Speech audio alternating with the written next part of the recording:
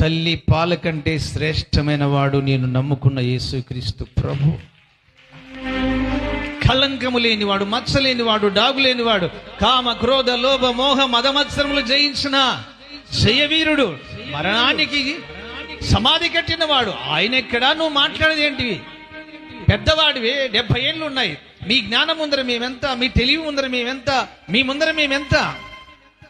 మీరు వర్ణించి మాట్లాడగలరు, మీరు చాకచక్యంగా మంత్రయజ్ఞాలు చేయగలరు, మీ ముందర ఆఫ్టర్. కానీ మీకు సిగ్గు రావడానికే దేవుడు మమ్మల్ని ఎన్నుకున్నాడు.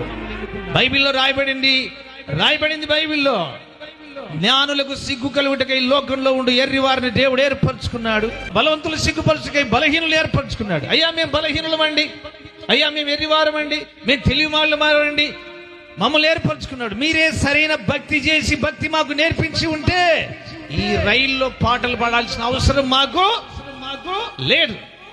రండి దిగండి, విజయవాడలో దిగుదాం, వెళ్దాం, నిరుపేదల ఇళ్ళకి వెళ్దాం, తిండి లేక బట్ట లేక త్రాగి కుటుంబాలను నాశనం చేసే ఇళ్ళకి వెళ్దాం.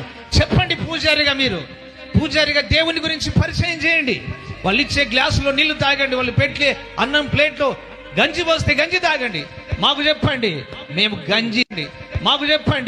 మేము గంజి తాగి మోకాలు వేసి ప్రార్థన చేస్తాం, ఉపవాసం ఉండి ప్రార్థన చేస్తాం, ఆ ఇంట్లో నీళ్లు ఇచ్చినా ఇవ్వకపోయినా ప్రార్థన చేస్తాం. వారికి యేసయ్యను మేము పరిచయం చేస్తాం.